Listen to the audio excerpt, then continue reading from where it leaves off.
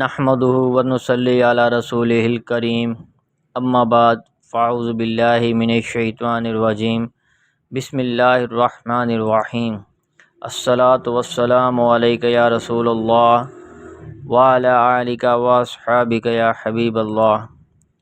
آج کا ہمارا حدیث کا بیان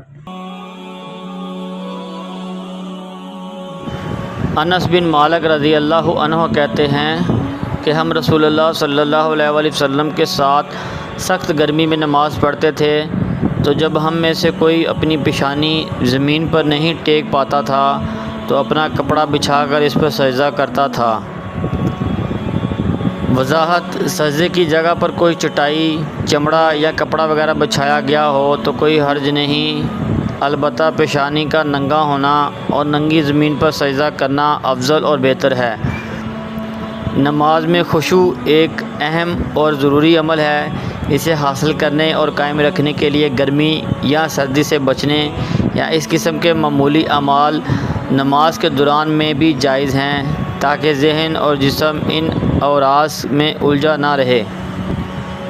مولانا عطا اللہ ساجد حفظ اللہ فوائد و مسائل سنن ابن ماجہ تحت الحدیث 1033 گرمی اور سردی میں کپڑوں پر سجدہ کرنے کا بیان۔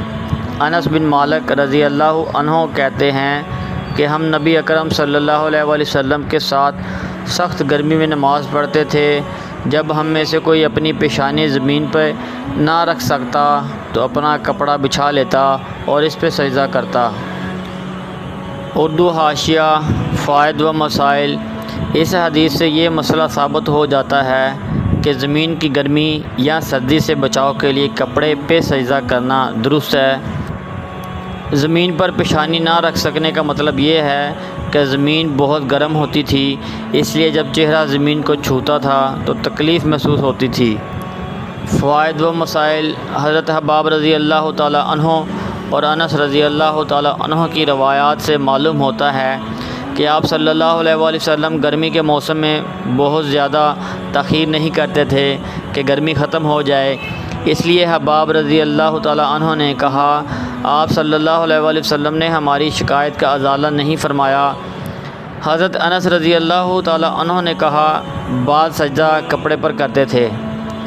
امام شافعی رحمۃ اللہ علیہ اور امام مالک رحمۃ اللہ علیہ پہنے ہوئے کپڑے پر سجدہ کرنا درست نہیں سمجھتے۔ امام احمد رحمۃ اللہ علیہ سے جواز اور عدم جواز دونوں منقول ہیں، اور امام ابو حنیفہ رحمۃ اللہ کے نزدیک جائز ہے۔ حضرت جابر بن سمرہ رضی اللہ تعالی عنہ کی روایت سے ثابت ہوتا ہے کہ آپ صلی اللہ علیہ وآلہ وسلم ظہر کی نماز سورج ڈھلنے پر پڑھتے تھے۔ گویا آپ صلی اللہ علیہ وآلہ وسلم نماز اول وقت پر پڑھتے تھے۔ ہاں، گرمی میں ظہر مؤخر کر لیتے تھے، اس لیے امام شافعی رحمۃ اللہ علیہ، امام مالک رحمۃ اللہ علیہ اور امام احمد رحمۃ اللہ علیہ کے نزدیک نماز اول وقت پر پڑھنا مستحب ہے، اور امام ابو حنیفہ رحمۃ اللہ علیہ کے نزدیک مغرب کے سوا ہر نماز تاخیر سے پڑھنا بہتر ہے۔